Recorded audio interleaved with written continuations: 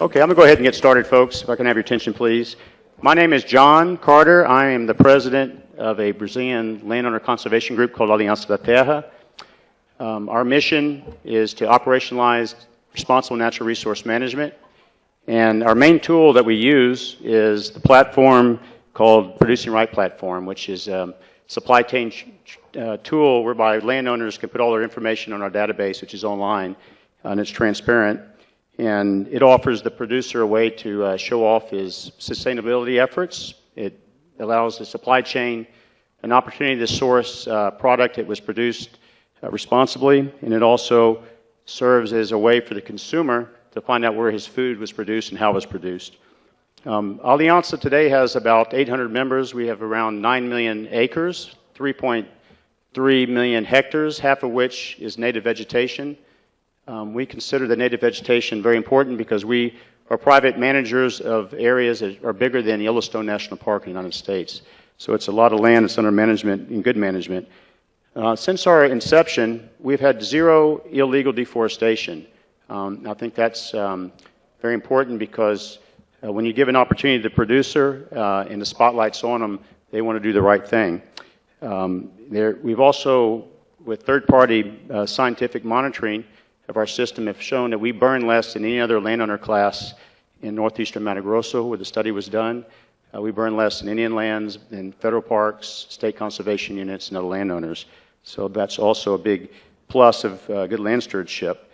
How we are affecting the market, we're still small, but I will say that of all the soybeans for the RTRS Roundtable for Responsible Soy from last year, which is close to 2 million tons, 1.9 million tons, 1.2 million tons of that soybean came through our hands. So about 60% came through our platform. We think that this century, not necessarily 2050, but this century, the demand on food and natural resources, which is finite, is going to have to find a way to marry conservation and production. And we think that the answer is within the supply chain, and we, as an institution, are very happy to work with anybody that shares our vision. I'd like now to convene the session and thank, first of all, Marfrig Global Foods, Rabobank, Aliança da Terra, and the Van der Eye Group, and introduce our speakers, and we'll be speaking about the topic of highlighting producer members, the value of sustainability. Our panelists, you'll find their bios in your packet, a full bio, but first I'd like to introduce Mr. Gonzalo Becoña. He's an agronomist from Uruguay, from Plan Agropecuario. I would thank you for coming. Mr. Becoña, Mr. Tom McDonald, who's the Vice President of Environmental Affairs, JBS, Five Rivers Cattle Feeding for the United States. Thank you, Tom, for coming. From Brazil, Mr. Andre Bartolsi, he's the manager of Nossa Senhora das Graças Farm from Brazil. So each panelist will have 10 to 15 minutes. We kind of have to stay on time because we are behind the power curve. And they're going to have that time to highlight ways in which their operations have striven to become sustainable and how they've achieved success in their operations. So I would like to now, at this time, welcome Mr. Becoña to talk about his work in Uruguay.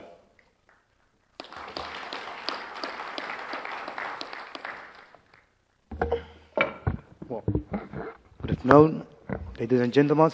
First of all, I want to say thank you for the Global Roundtable for inviting me to present about the sustainability of Uruguayan beef production. I want to make a brief presentation, 15 minutes, about what we think is our focus of our sustainable production. Plan Agropecuario, first of all, is an extension organization in Uruguay that depends on the government. Our funds coming from the government, and we work directly with farmers in different parts of the world and different conditions, but mainly small farmers and medium farmers. So, well, hope all of you know Uruguay. Uruguay is a small country in South America, near Brazil and Argentina, and hope that you know from our agricultural production rather than our eccentric president or that we legalized marijuana and some others. But hope you think that Uruguay is a very good in a natural production of beef, and this is our reputation in the world. that we, in the last year, we had one of the biggest, highest prices of our beef in the world. So it's part of the work of the farmers, but it's part of the work of the government in pushing the farmers to make a good production. So in the Uruguayan context of the beef production, we increased the production more than 45% since 1980, but in the last 10 years or perhaps 15 years, as in Brazil or Argentina or Paraguay, they start all the soybean fever. It's something that makes very good numbers for farmers. So that means that beef production start a very really hard fight for land with that type of productions. That means that all the beef production was pushed into marginal soils, and we need to use intensive sun technologies to intensify the production just to survive that type of beef farmers. And in the last year, climate change and, you know, all the problems that becomes they're coming, and Uruguay is a country that we have high variability of climate. We have very good rainfall, but we have a high variability of that type of rainfall. That means that we have good production in some part of the years and not so good in the others. And most of the production, our productions, is in natural grasslands. At least we have now 70% of our country is natural grasslands. So most of our beef production, mainly the cow systems, are in that places. Just, you know, as me and as others, that how it works, a breeding system. This is how it works in Uruguay. We have roughly 75% of calving. We wean the calf with 6 to 8 months, and then most of them, all the males are going to rearing and finishing, and the females are 80% sell for other breeding systems or some other to finish, and 20% are replacing the heifers to the breeding system. The particularity of this is that all of this is in natural grasslands with a low to medium quality of grass and with a high variability production during the year. It's more or less 4,000 tons, 4 tons of dry matter production during the year with a high variability. Then we have the males and the females are going to rearing and then to finishing, 150 to 350. It's a rearing period, mainly in some improvement pastures, but main of them are in natural grasslands. And then we have 3 different types of finishings. The natural grasslands, the common one, the steel, where we slaughter the animals with more or less 40 to 48 years old. This looks strange for some people, but our systems are like that. And some others, they improve pastures with some improvement pastures and some grain, especially during the winters. And in the last 10 years, they start the feedlots. Some people there said that they are not feedlots, the real feedlot, but it's a finishing with grain and some supplements, just to increase production and to increase efficiency in the natural grassland. We take out the big animals to increase the efficiency of other parts of the system. So this is how it works, but of course, we have different type of systems that produce, all of them produce beef, but in different way. We still have farmers, and if you look in a perspective of production on an economy way of the sustainability, with taking into account the feed production and the costs of the production. Feed production regarding the production, the feed production regarding the production of the system, and the cost regarding the cost and the results of economic results of the system. We have systems that there are low amount of farmers that do this, but we still have farmers that they don't have a good strategy or a clear strategy or a scheme of production, that they still graze in some near the roots. Most of them are farmers that where the income is coming, they are employed of big farmers, So they still have a small farmer and keep the farmer ongoing, but not come with good results. They have problem of overstocking, overgrazing. We have very low production. I don't have a real scheme of how to manage the feed. Following, we have system 2, is low feed, but with high cost of systems. Of course, there are systems that they don't have a really clear scheme of management the feed in the system. That means that they need to use supplements during the winters. They have high dependence on the weather. They have problems. If they have a good year, they have very good production, but if they have a bad year, it's just a tragedy. No? So these are the type of systems that, of course, they have the same problems that the other: overgrazing, overstocking, problems of erosion, problems of production, economic and social problems, because they are most of the farmers that they are living from the land. Then we have system 3. We have high feed by high cost of systems. This is, as you know, they are systems that improve pasture. They take out the natural grassland to put improved pastures, sometimes copying other systems in other parts of the world, because they look like they can produce more feed or more grass. And they have also the strategy to use some grain in some part of the year.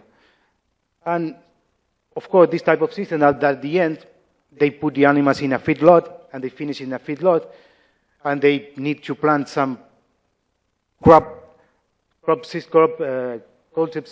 to produce sorghum or maize or some others people to complement the feedlots. So this is a system that they have a clear scheme, what they want, clear feed budget during the year, but they have high incidence of input technologies. So they have great problem of sensibility of external drivers. I mean, in the last year that the price of the grains grow up, they have many problems of the sustainability in an economic way. And the other characteristic is they are large enterprises.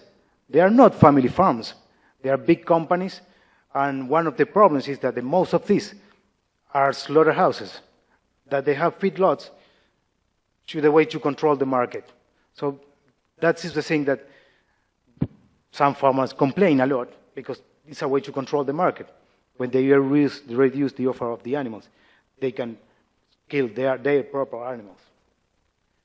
And number 4, we have what we call sustainable value of sustainable value system for our condition. High feed systems with low cost systems. It's paradise. No, but it's one of the systems that we found that this is a sustainable way of production. Taking the opportunity to better use our natural grasslands with technologies to measure the grass during the year, technologies, satellite, some of them, satellite monitor of the grass production. They have very good utilization, very good allowance of grass per animal. So they are good systems that most of them are family farms that they try to improve. And most of them, I decide that they are not only grazing systems in natural grassland, they also use some type of grain in some parts to improve the system. So they are systems that have very good production, level of production, between 550 to 300 kilograms per hectare. And there are still farmers that we use those process technologies. What do we mean with process technologies? There are technologies trying to learn how it works, the system, how much the animals eat, how much they produce our systems, how we can improve the production of grass, and how is the best way of management that grass to increase production. So it's process technologies rather than to use inputs technologies. So I won't go into what happened in the last years, but I want to something that was mentioned by Frank today at dinner, but the main point is that in the last years, the international context has been changing, and in the last year, I think that one of the main focus was have been the GHG emissions and the carbon footprint like as indicator that is available now, and all the people agree that it's the only indicator. That's the difference between the other environment things, that we don't agree in only one indicator, and it seems that the GHG emissions is forward than the others because they already have one indicator to measure all systems around the world. That makes a huge difference, and they put it over the table. So our farmer says, why, if we are producing in our natural grasslands in good conditions, we are in trouble with the environment? Why? Our free cows grazing free? So they cannot understand, unless understand that is the impact is something that they cannot see, and that they are the GHG emissions. So we developed some work in Uruguay, trying to compare systems. If you look over there, you can see that it's like the system 3 to system 4, and different type of range of them, and trying to compare GHG emissions with other dimensions of the environment. And clear we can see that when farmers start looking at this type of things, said, well, I'm in a free-range systems, but in trouble with the GHG emissions. But I'm good with the others. No, because I'm good in the biodiversity, soil erosions, water toxicity or pesticide ecotoxicities, energy consumptions. But the external markets are looking for GHG emissions rather than to use some other dimensions of the environment. So that is not a clear message for the farmers, that they don't know how they're going to manage these type of things. Especially for us, that Uruguay is a country that exports 80% of our production.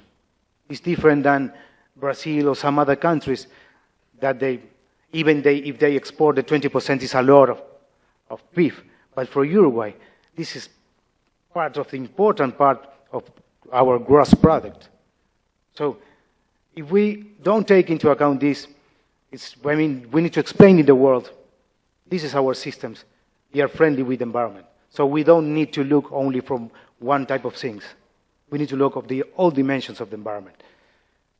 So this is the question over there, what we need to do. So if you want to read more, we have a paper that published this paper comparing systems.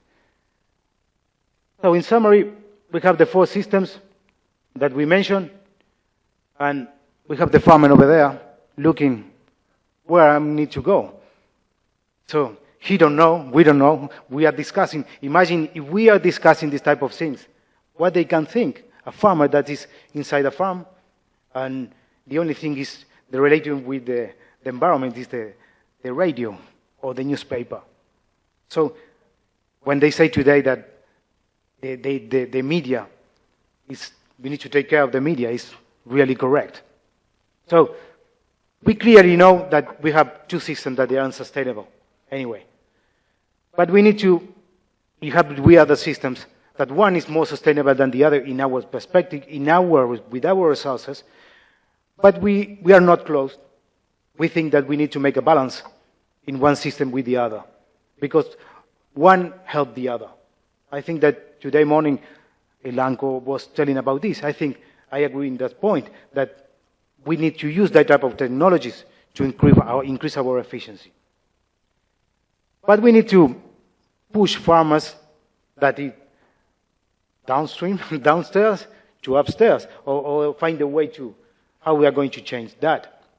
And I have some points there. Is some things that in our organization think that they are really important. The extension work needs to be strengthened in that. One is transfer technology transfer. The other is capacity buildings of the farmers. The other is practical tools for the farmers. And the last one, I think that is the key point, is the confidence. Farmers need confidence to change. Farming is not going to change if I'm going to the farmer saying, you need to change because you need to be sustainable for the future. They are not going to change by that. To change is to take risk. And everyone is going to take risk, needs confidence and information to take the change. It happens not only in farmers and all over the world. And the confidence is not something that we can buy it in the supermarket. And we need to build it block by block. And this is really important to a real message for the farmers. So, in the social value, we've been talking yesterday about the principles and the criteria, the social values of the Global Roundtable. And I was checking some of them and about land property, labor regulations, regulated salaries, some standards. And I was checking in my country, and most of that type of things, thanks God, they are regulated already. So our huge problem now is not about that type of things. Our social sustainability is about migration. People is going out from the farm, especially the family farms. And in the last 10 years, we lost 20% of the farmers because they're selling the lands to bigger companies. So we are losing the farmers. That is the sustainability, the social sustainability of the beef production, to keep the farmers on the land, to give opportunities for the young people, for the women. Of course, we need some other things that have infrastructure. We have a problem of successions. Yesterday was talk by Ricardo about relevo generacional, we call it in Uruguay too. We need not, the young people like to live in the big cities with all things all around and not to live in the farms. So that's the thing that we need to keep thinking, how we are going to measure this type of sustainability of the beef farms. And of course, we are thinking about intensify the systems, but we don't have labor. We are reducing the people living in the farms. Who is going to make the work? So I think that we need to put it all on the table too.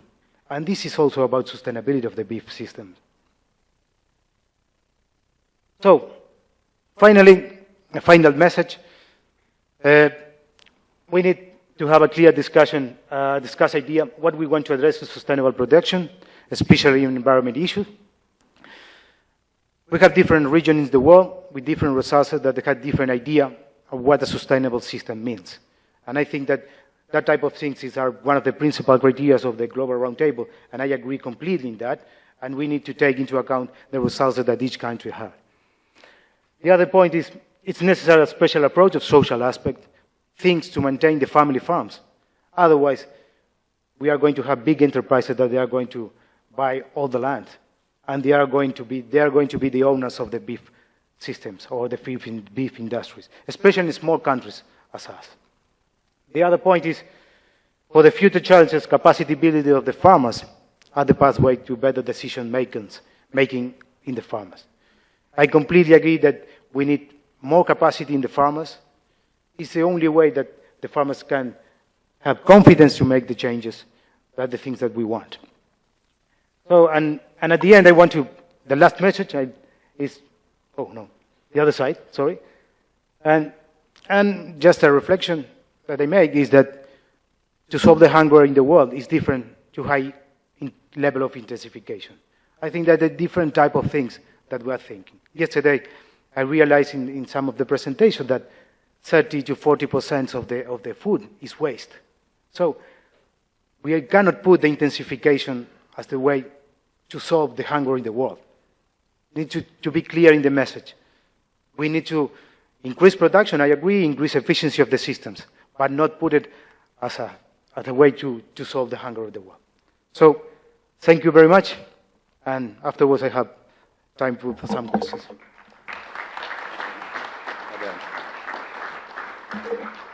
So I think that Gonzalo's comments are a great introduction to our next speaker, Mr. Tom McDonald. They're pretty much on the same geographic region from Texas, north of the Tropic of Cancer, and Tropic of Capricorn. You're just south of that. It's the same types of climates, regional solutions, and I thank you for a pragmatic approach. Now I'd like to introduce Mr. Tom McDonald, who is from the JBS Five Rivers Cattle Feeding.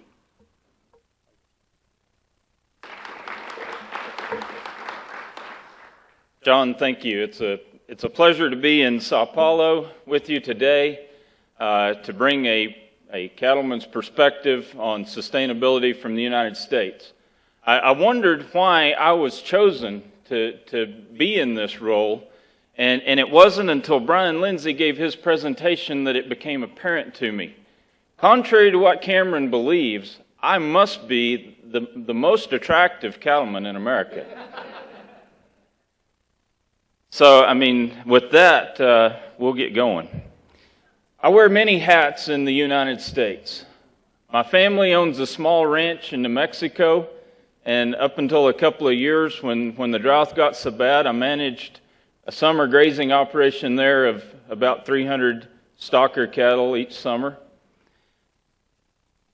I'm currently serving as chairman of the Texas Cattle Feeders Association, and I serve on the board of directors for the National Cattlemen's Beef Association.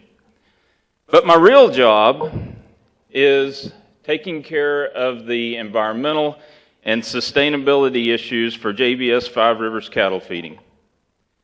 JBS is the largest cattle feeder in the world. We have 1.1 million head of cattle on feed at any one time. In a year's time, we'll feed over 2 million head of cattle. In the United States, we have over 900 head of cattle and 11 feed yards in 6 states. And most of the JBS feed yards have a one-time capacity between 75 and 100,000 head. Our smallest feed yard would be 52,000 head, and our largest is about 130,000 head. I'm not here today to promote one type of production system over another, because I believe all systems are important and all systems have their place. I believe all systems can be sustainable and all systems can improve and have continuous improvement and gain in efficiency. I am proud of the advancements in efficiency that are demonstrated in our modern U.S. beef cattle feeding operations, but the global demand for beef requires that we utilize all of our production systems. I am truly excited to be in Brazil. Later on this week, I'm going to get to see firsthand the Brazilian cattle industry. And I would love to be able to take you on a personal tour of one of our U.S. cattle feed yards. And that's just simply not possible today, but what I do have is a virtual tour. So with that, if we could have the video, this is Kuhner Feedlot, located in Colorado, about 60 miles north of Denver.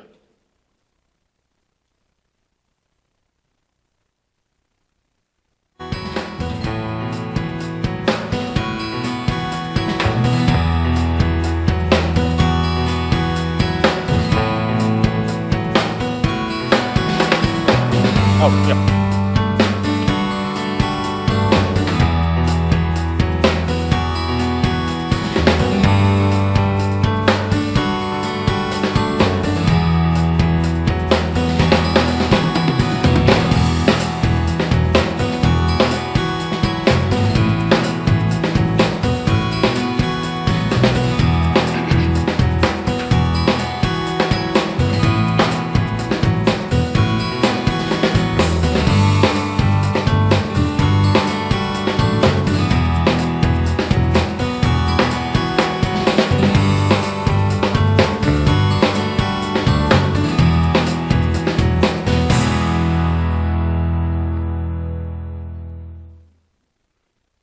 What I'd like to do now is take you on a tour or tell you about the environmental aspects of the feed yard that you just toured. That feed yard has 5 stormwater retention ponds that are used to collect and hold all the runoff from any precipitation that the feed yard receives. Those 5 retention ponds have 130 million gallons of capacity, which well exceeds the requirement of our U.S. EPA. Each pond is sealed with either a plastic or a clay liner. If we use a clay liner, it's 18 inches of clay. If there's not clay in the area, we use a plastic liner. We have an extensive nutrient management plan on the land where we apply the wastewater that's collected in the retention ponds. You can see from the crops on the screen that we can grow very good crops using the wastewater that we collect on the feed yard. Solid manure is collected from the pens and sold to neighboring farmers. At this particular feed yard, Cuner, most of the manure is composted before it goes onto farmers' land. But what we have seen is farmers understand the value of this organic fertilizer, and we have a tremendous demand for the manure that we generate in our feed yards. And so we don't have stockpiles or long-term holdings of manure. It's utilized very quickly by our neighboring farmers. In Colorado, it gets cold. And so in order to keep the water tanks from freezing, we let a small trickle of water run through those tanks. Well, when you have 350 water tanks, a small trickle of water adds up. Ordinarily, that water goes to the stormwater retention pond, and it's managed as wastewater. What we've been able to do here is we've implemented a filtration system. We filter the water, we disinfect the water, and we put it right back in the cattle's water tanks. At this one feed yard, that's allowed us to recycle over 50 million gallons of water a year. We develop dissipators to get manure to settle out in our conveyance ditches. Rather than ending up in the stormwater ponds. We have sprinkler systems in the feed yard to reduce dust on hot summer days. The feed yard's designed for cattle comfort. As you can see here, the pen slope, a 3% slope from the feed bunk to the back of the pen. And then from the top of the alley to the bottom of the alley, there's a 1.5% slope. And what this means is when it rains or when the snow melts, the water gets to that drainage ditch quickly and drains out of the pen so that the cattle are comfortable and have a dry place to lay down just as soon as possible. All of our cattle handling facilities are designed by cattle handling experts to facilitate smooth movement, low stress handling. Cowboys check every pen of cattle every day. Any animal that's sick or lame will be treated according to the protocol developed by our on-staff veterinarian. Cattle are fed 2 hot meals a day, and I literally mean hot meals. On a cold day, you can see the steam coming off the feed when it's put in the bunk. These rations are formulated by our staff PhD nutritionist, and all of our feed yards are BQA, Beef Quality Assurance certified, which ensures that all of our cattle receive the highest standard of care. Now, those 11 feed yards employ over 700 people in small rural communities where oftentimes the ag community, or our ag economy, fluctuates greatly, and the feed yards offer stable employment with competitive wages and benefits. The feed yards not only offer stable employments, but they're great supporters of local schools, youth organizations like 4-H and FFA, civic organizations. We believe it's a privilege and not a right to do business in these small rural communities.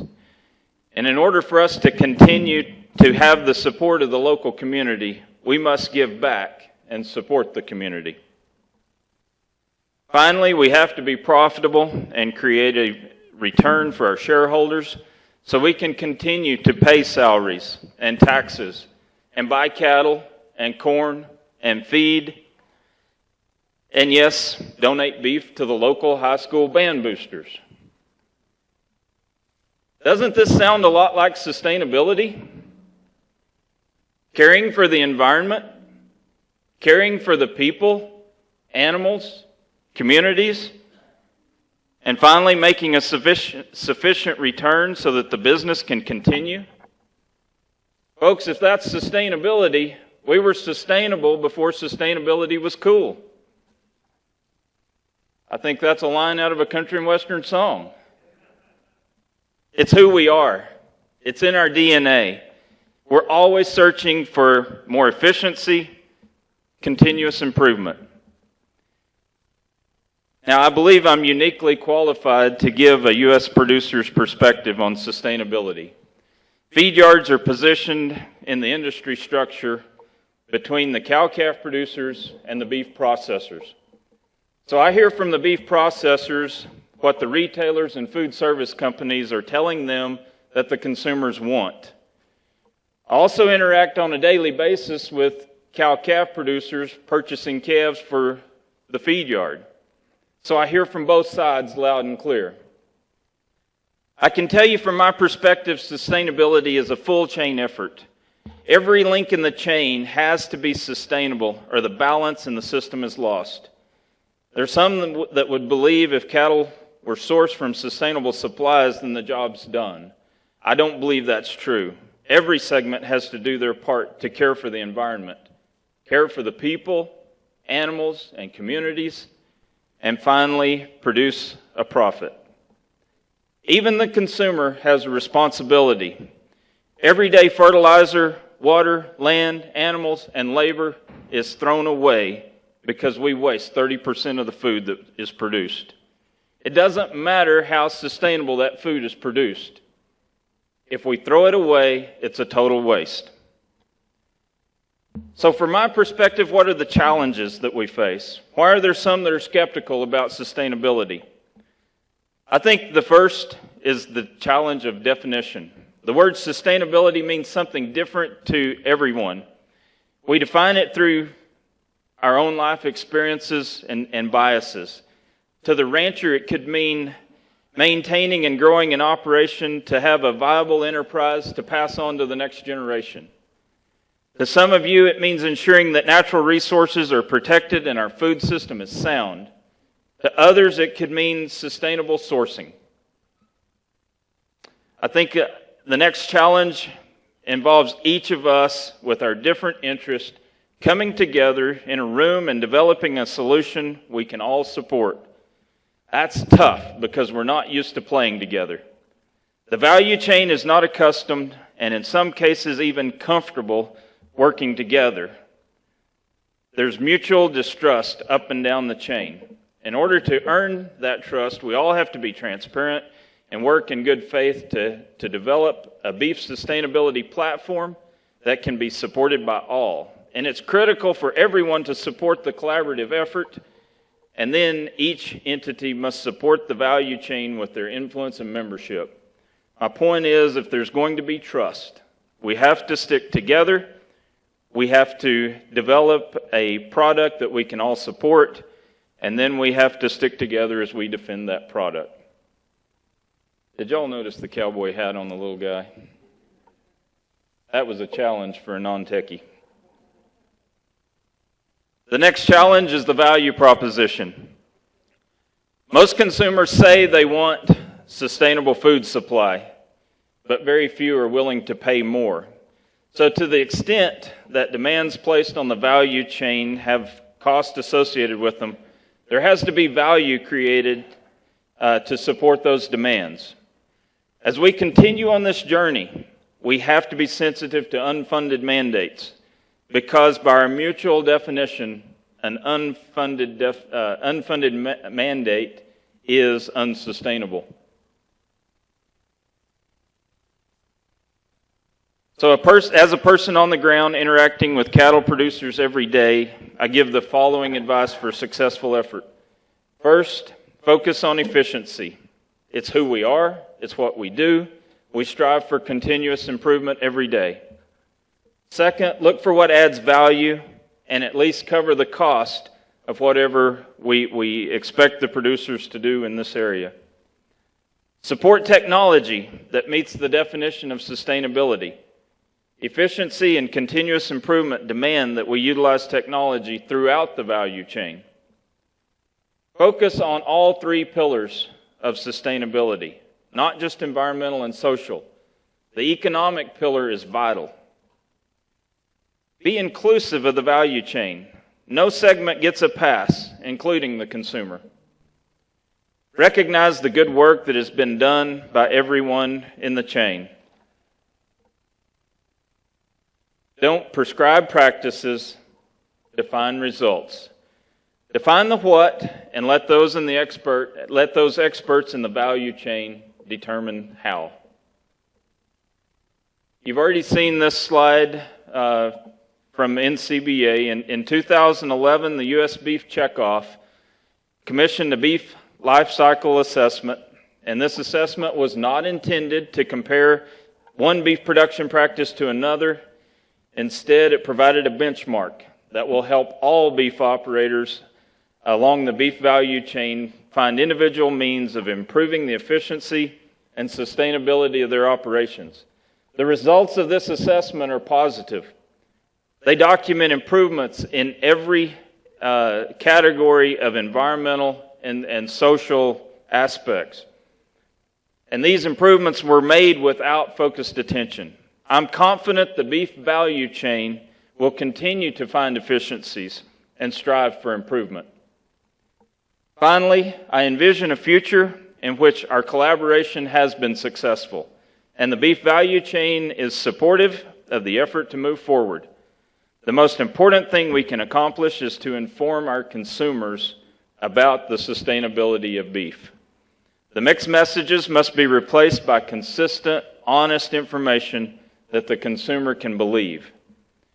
And as the world population increases and as consumers increasingly have more disposable income, demand for beef will grow. It's up to us to make it sustainable. Thank you.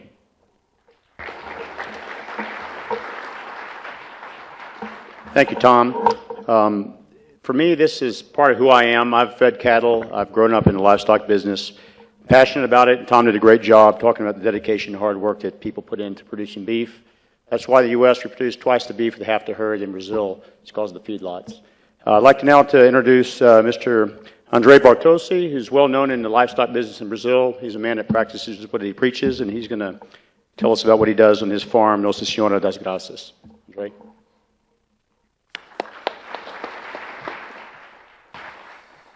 Thank you, John. Good afternoon. I'm sorry, but I will speak in Portuguese. Boa tarde. A essência da pecuária brasileira é baseada em uma matriz branca indiana e uma valente planta africana. Sem essa dupla, com toda certeza, nós não teríamos o maior rebanho do mundo, nós não seríamos os maiores exportadores do mundo. Também não existiria essa magnífica indústria brasileira frigorífica. E o mais importante disso tudo, apesar de alguns governantes, alguns dias atrás, nos incentivarem a trocar o bife pelo ovo, nossa população continua comendo 40 quilos de carne por ano. O lado bom disso é que nós temos muito a evoluir ainda. A moderna pecuária brasileira tropical é um sistema que está em desenvolvimento e existem muitas oportunidades dentro dela. Devemos lembrar que o principal ponto da sustentabilidade e talvez a grande decisão do Brasil em trazer o Nelore, a braquiária e variações sobre o mesmo tema é que não existe sustentabilidade ou paz de barriga vazia. Essa é a função social da pecuária brasileira. E isso é muito importante a gente lembrar disso. O lado ruim dessa história é que essa mesma pecuária que a gente achava que era simples, ela é complexa. E ela é complexa e ela é frágil. Esses são os pastos brasileiros, pastagens tropicais, são mombaça. A gente produz facilmente 25, 30 toneladas de matéria seca ano. Porém, o grande problema disso é a sazonalidade dessa produção. Aqui o gráfico não pegou bem, mas aqui seria o ano, durante o ano. Nos meses de verão ela produz muito. E a fragilidade desse sistema é que no inverno ela produz muito pouco, quase nada. E o problema é que ela também não morre. E aparentemente ela continua produtiva. Então, com o passar dos anos, a tendência é uma degradação. Eu fui um pouco econômico, na realidade eu ajudei um pouco essa pecuária degradada aí, ela não produz nem 3 arrobas por hectare ano. O Brasil possui 40 milhões de hectare com baixa produtividade ou em algum estágio de degradação. Nos próximos anos, essa pecuária, na realidade eu vou ser mais até claro, acho que nos próximos 5 anos, ela será trocada pela agricultura, pela floresta, ou então pela moderna pecuária brasileira. A grande diferença entre essas duas pecuárias, além do potencial, a pecuária tropical tem potencial de produzir 40 arrobas por hectare ano ou mais. Na realidade, há um contraste grande de 1.200 quilos de produção contra 84 de um pasto tropical degradado. A grande diferença disso é que nós trabalhamos com gramíneas adaptadas e com animais adaptados. Isso fruto, logicamente, do desenvolvimento de empresas importantíssimas para o Brasil, como a Embrapa e outros centros de pesquisas que desenvolveram esse nosso sistema.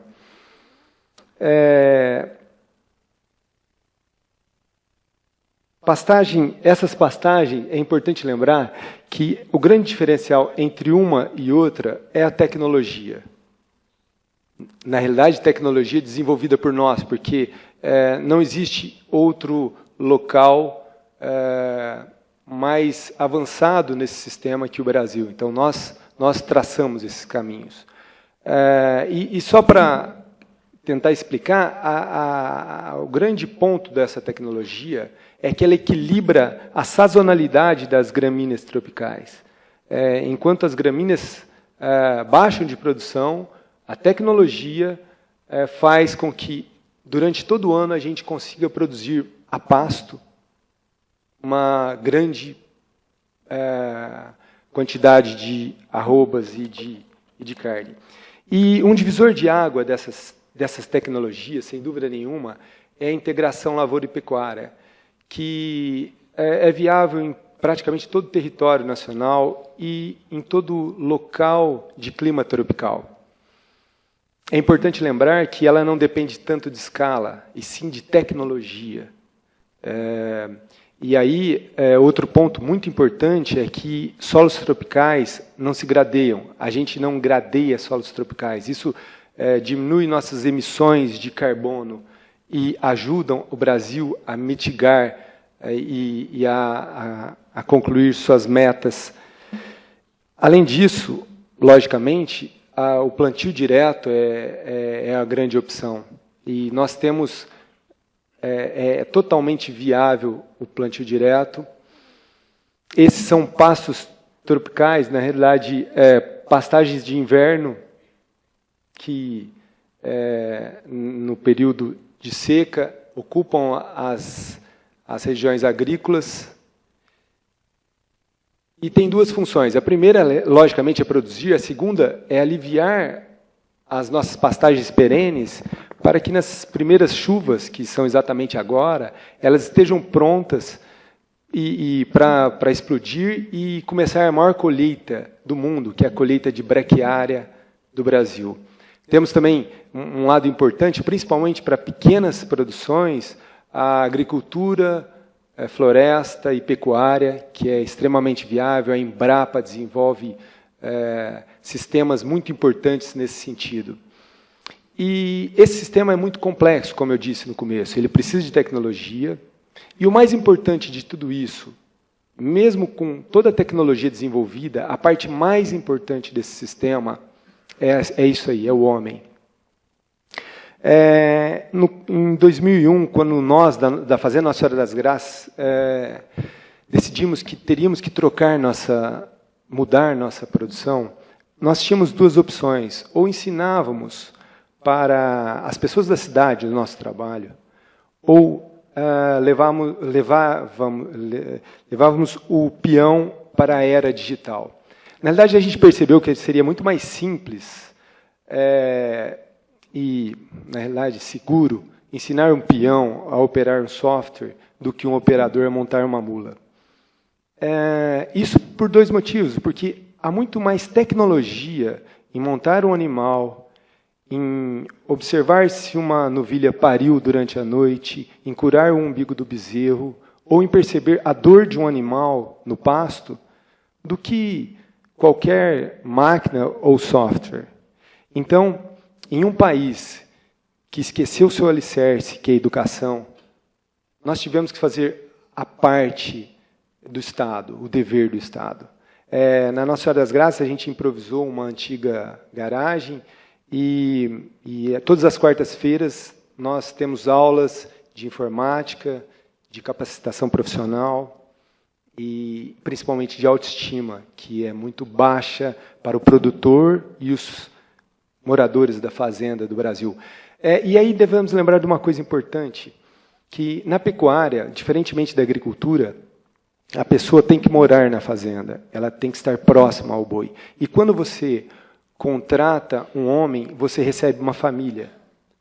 E você tem que dar condições para que essas famílias fiquem no local. Então, nessa mesma sala de aula, crianças e mulheres também aprendem e se desenvolvem.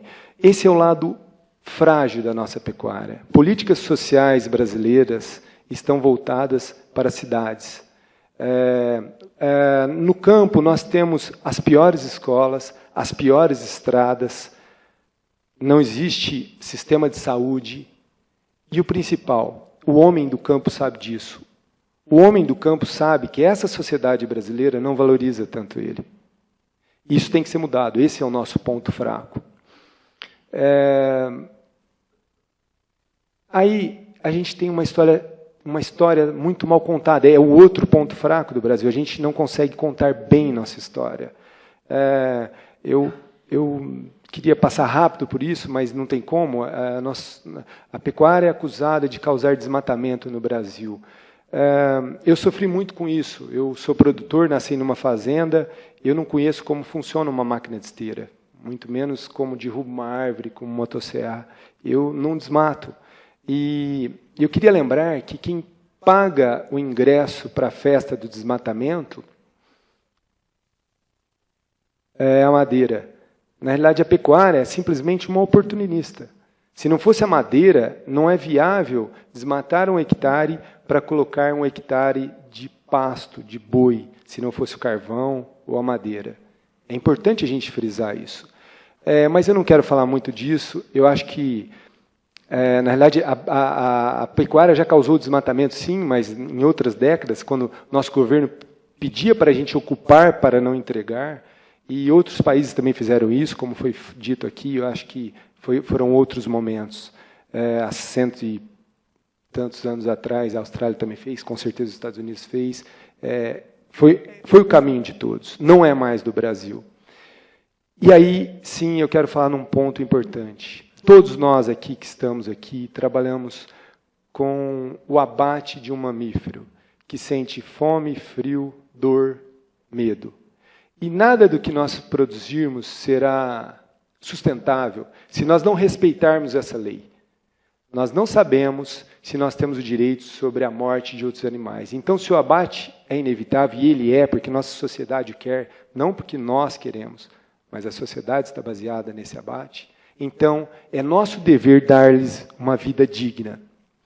Eu estou dizendo isso porque o produtor brasileiro e mundial, o consumidor brasileiro e mundial deixa de comer nossa carne por 3 motivos: por preço, por saúde e por respeito. Aí eu incluo dó, religião, ética. E na realidade nós já temos esse produto. E é importante nós buscarmos esse produto. O animal brasileiro ele tem bem-estar, ele é um animal adaptado, ele não tem hormônios nem antibióticos, isso por causa da nossa lei. Eu não estou discutindo se isso é bom ou ruim, mas nós temos essa lei, e é uma lei rigorosa, e eu não vejo nenhum produtor protestando por causa disso, porque nossos animais são adaptados. Além disso, nossas 1 hectare de pasto tropical é credor de carbono, nosso pesadíssimo Código Florestal, acredito que é um dos mais exigentes do mundo, E, além de tudo, a gente tem uma lei social, que é a tal da NR31, que, se tiver produtor aqui, vai arrepiar quando eu falar, garante que a gente tem que ser bom socialmente. E esse é nosso produto. É um produto de pastagens, sem hormônios, sem resíduos. Tem uma relação ômega 3, ômega 6, todo produto de pasto tem, muito importante para a saúde humana. É rastreado e é light. É nosso dever contar a nossa verdadeira história. A gente, os brasileiros, eu acho que é importante, isso não é ufanismo, isso é contar uma história real, com problemas, com defeitos e com grandes qualidades. E aí, para encerrar, eu gostaria de lembrar, vou repetir, eu sou produtor, nasci numa fazenda e acompanhei esses 10 últimos anos da pecuária brasileira, que tem muito a ver com o GTPS. E eu queria traduzir isso em algumas palavras, e aí eu vou apelar para a poesia, e vou citar uma poeta goiana: feliz daquele que transfere o que sabe e que aprende o que ensina. É isso que a pecuária brasileira está fazendo nos últimos anos. Ela está se reaprendendo e colocando o que é importante silenciosamente. Obrigado.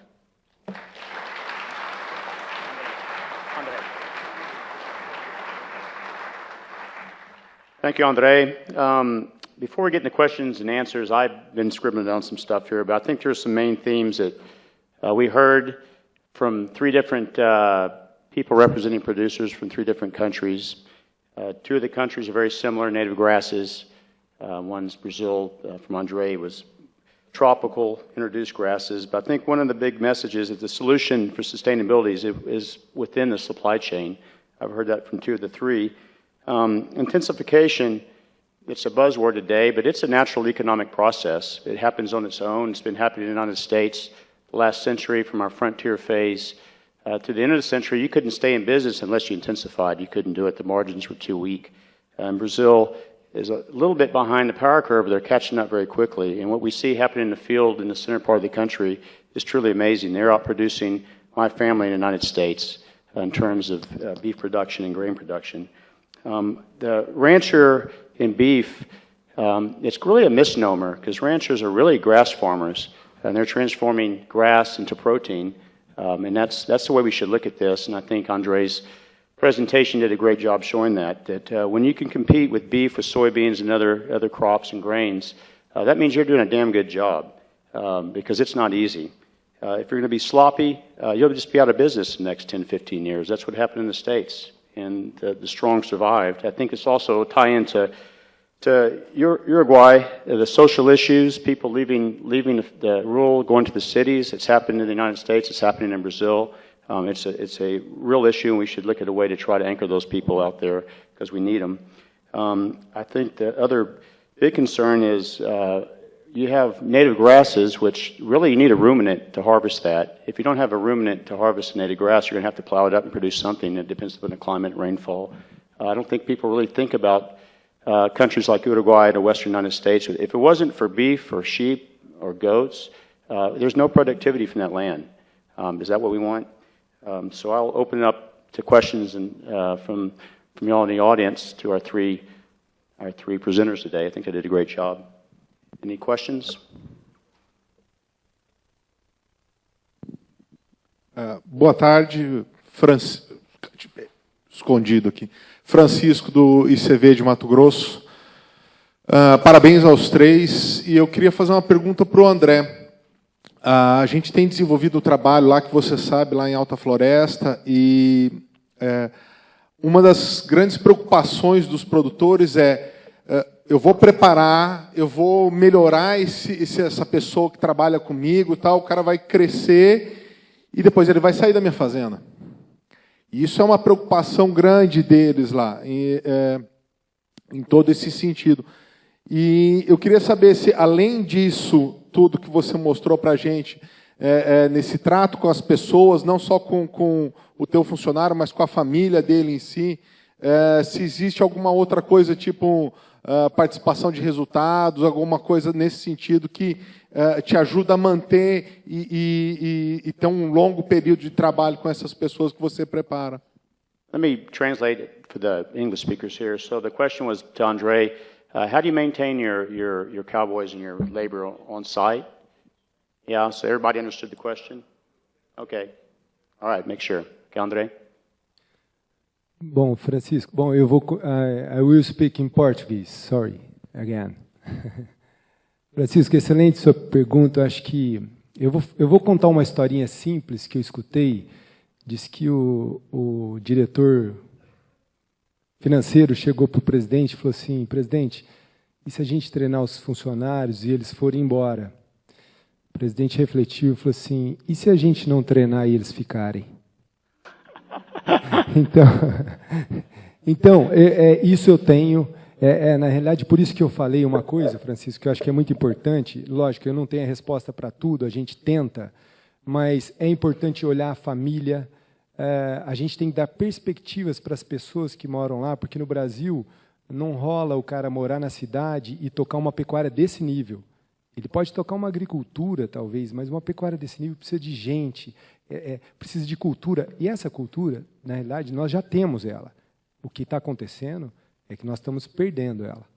E porque a gente não valoriza isso. Então, a gente tem, sim, a gente tem treinamento, a gente tem um plano de metas, que são exatamente as metas das nossas empresas, que dividem a cada semestre. Eu gostaria de fazer mensalmente, mas é muito difícil. Mas a cada semestre a gente senta, conversa e olha os rumos. Todos participam como um time. E eu acho que isso é muito importante. Para fazer uma pecuária de ponta, a gente precisa do ser humano e precisa dele motivado. Se ele não estiver motivado, não tem como. Okay, next. Thank you. Anybody else? Right here.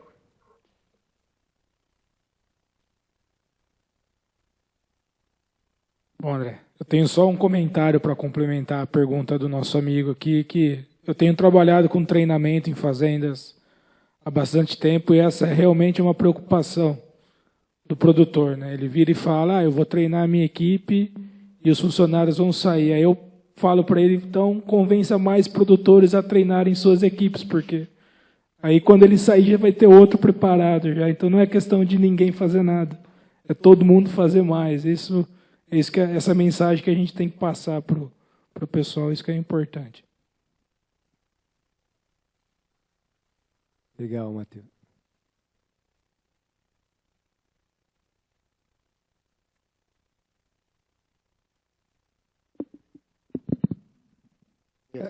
Não, era só um comentário, eu concordo com o que ele falou. Eu acho que o grande ponto é que o Brasil vai ter que ser repensado nesse sentido. É um problema do Brasil, lógico, eu trouxe ele para a pecuária, mas não é só da pecuária. É um problema do Brasil seríssimo. E aí que está a insustentabilidade, eu acho que não nas derrubadas das nossas florestas.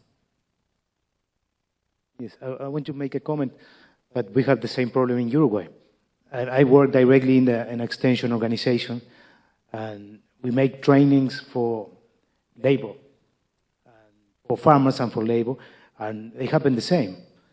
But I think that for the farmer, when they build the capacities of the labor, is to increase the efficiency in the main system. But that type of things need to be helped with salary, good conditions, just to keep the labor there.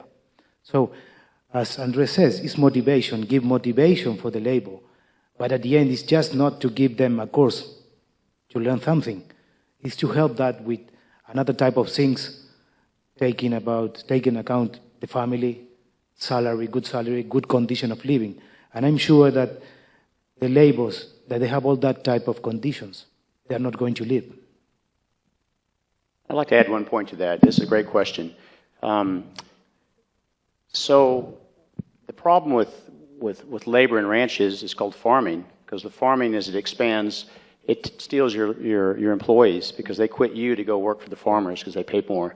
So that forces us to make more money with the livestock that we have, so we can come back and rehire those guys and put them back on our ranches. And that's part of a positive feedback cycle that we're naturally having to intensify just to keep our labor force intact.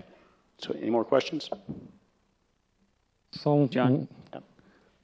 Forrest Roberts with NCBA in the USA. A question for all three of you panelists. There has been a lot of discussion here this week.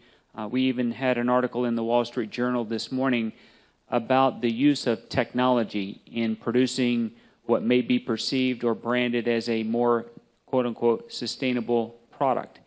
And so my question is, as you think about the tools and the practices that were communicated in each of your presentations that have been a part of the solution of a more sustainable beef industry in your respective country, I want to single out the specific use of antibiotics in beef production. How do you see that defined in your respective country? Is it never ever, or is it only in the last X number of days of the animal's life? And more specifically, the second part to that question is, how do you use antibiotic-free as a means of being sustainable or less sustainable? I'd like your perspective on that in terms of how you are positioning that with consumers.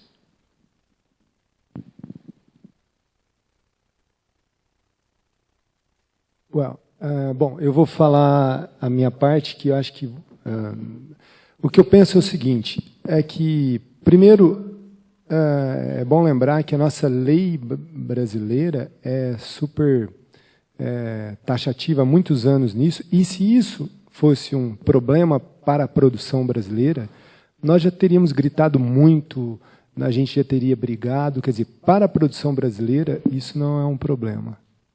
Isso é importante frisar.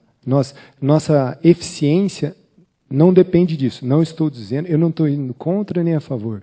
Eu estou dizendo que nossa eficiência não depende disso. Existem outros fatores limitantes que não esse. A gente tem coisas muito prioritárias, que impactam muito mais na nossa baixa produtividade do que implantar hormônios ou antibióticos. É isso que eu penso. Eu peguei só parte da pergunta. Obrigado. There's a question back in the back before. Aqui, por favor. Roberto Araújo, só um comentário sobre a apresentação do André. Queria parabenizá-lo. Você é um bom contador de histórias. Muito interessante a sua forma de abordar. E você trouxe um ponto muito interessante aí, que é o sistema de integração lavoura-pecuária-floresta, onde o conceito é um conceito que talvez, associado aí com o tema do plantio direto, talvez seja uma da segunda grande revolução em termos de tecnologia tropical. Nós estamos realizando um estudo pela Fundação Espaço Eco com um sistema de integração lavoura-pecuária, e a gente tem resultados preliminares desse estudo, mostrando que é um dos sistemas mais socioeficientes que tem sido desenvolvido aí pela Embrapa. E o foco é muito simples, todo mundo fala em sustentabilidade, em fazer mais com menos.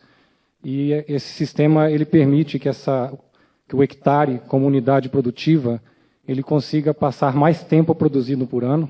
Nós estamos falando de quase 90% do ano produzindo o solo, cobrindo o solo com massa verde, né? De uma área onde se tinha pasto degradado, poder tirar 3.000 quilos de soja, 180 sacas de milho e produção de carne ou leite, num sistema bastante interessante.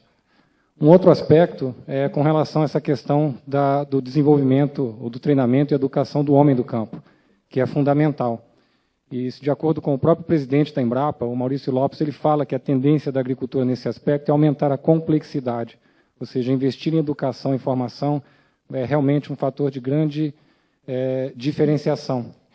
E o que a gente tem percebido, associado com a inovação e com o aumento da tecnologia, numa pesquisa recente feita pela Kleffman e pela BAG, em algumas cidades brasileiras, onde se aumenta a tecnologia, aumenta também o índice de desenvolvimento humano.